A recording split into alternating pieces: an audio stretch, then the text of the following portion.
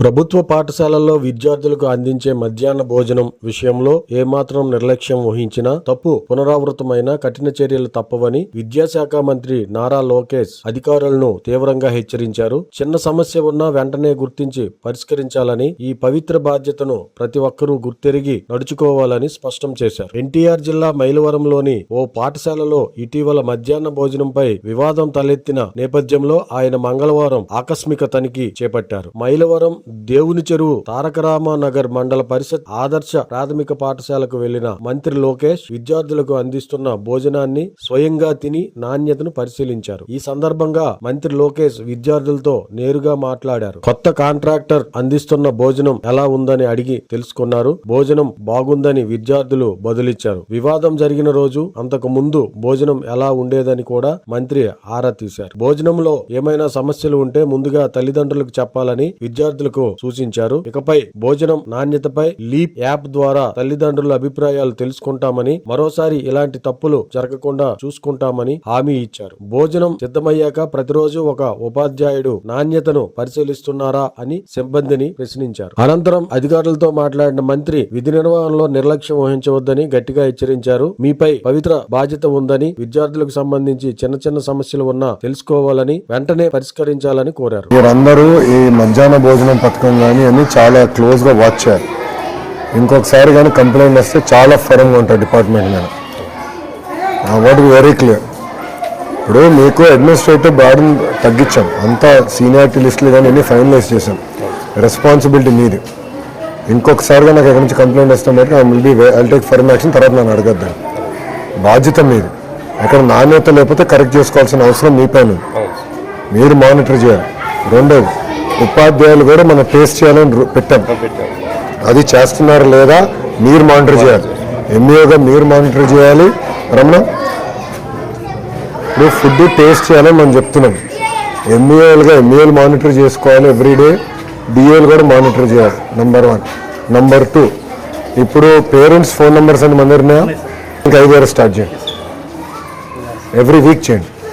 చేస్తే ఒక ఐడియా వస్తుంది మనకి క్వాలిటీ ఎలా ఉంది ఏంటనేది. నాకు క్వాలిటీ కూడా ఒక ఐడియా వస్తుంది. చేసి నాకు ఫీడ్బ్యాక్ IVRS ద్వారా మీరు తీసుకోండి ఆర్టీజీ నుంచి ఎవ్రీడే. అప్పుడు బై స్కూల్ మనం మొత్తం ట్రయాంగులేట్ చేయొచ్చు కదా. ట్రయాంగులేట్ చేసి మనం ఒక ఐడియా తీసుకుందాం. Sir, end of the day ప్రతి పిల్లలు మన చిన్న ఇంట్లో కూతురులాగా కొడుకులాగా చూసుకోవాలి తప్ప వేరే రకంగా కాదు. Thank you. మీకు ఉంటాను సార్, వెళ్ళొస్తాను.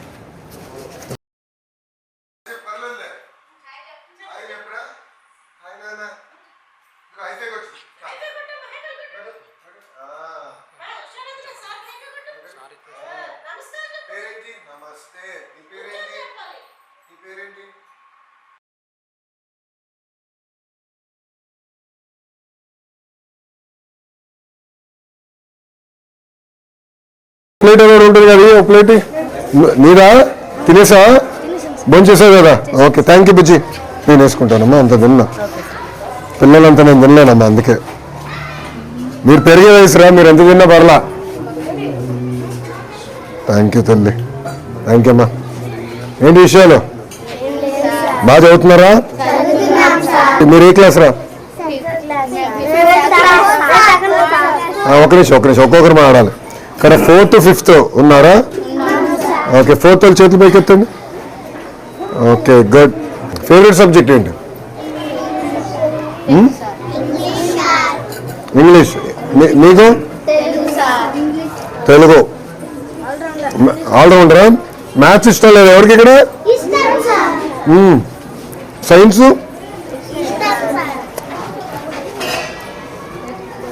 ఏంటి భోజనం ఎలా ఉంది? రోజు ఎలా ఉంది చెప్పండి నా ఫీడ్బ్యాక్. క్వాలిటీ బాగుందా? ఓకే, ఇప్పుడు మీ దగ్గర నుంచి అభిప్రాయం ఎక్కడ తెలుసుకోవాలి భోజనం గురించి?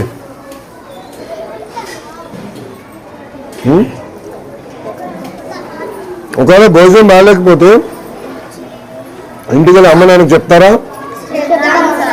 చెప్తారు. సో అమ్మ నాన్న ఫోన్కి నేను ఫోన్ చేసి కనుక్కుంటే కరెక్ట్గా ఇస్తున్నా అన్నం ఎలా ఉంది ఏంటని తెలుస్తుందా?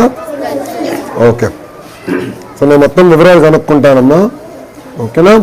ఇంకోసారి జరగకుండా చూసుకోవాల్సిన బాధ్యత నా పైన ఉంది, నేను చేస్తాను. మీరు బాగా చదవండి. ఓకే, బాగా చదువుతారు కదా?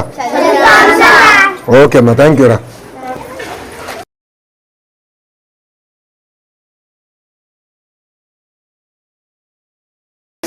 బాగా పెరిగిపోతున్నారు ఫాస్ట్గా. రేపు ప్లేట్ ఎవరు తిరగదు మర్చిపోయినా. నీవా?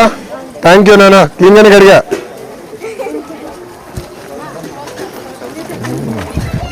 బాగా చదువుకోవాలరా, ఓకేనా? గుడ్. హెచ్ఎం రూమ్ ఉందా? ఓకే నాన్న, మీరు క్లాస్కి వెళ్ళండి రా. ఓకే నైస్, మీరు బాయ్ రా. బాయ్ నాన్న.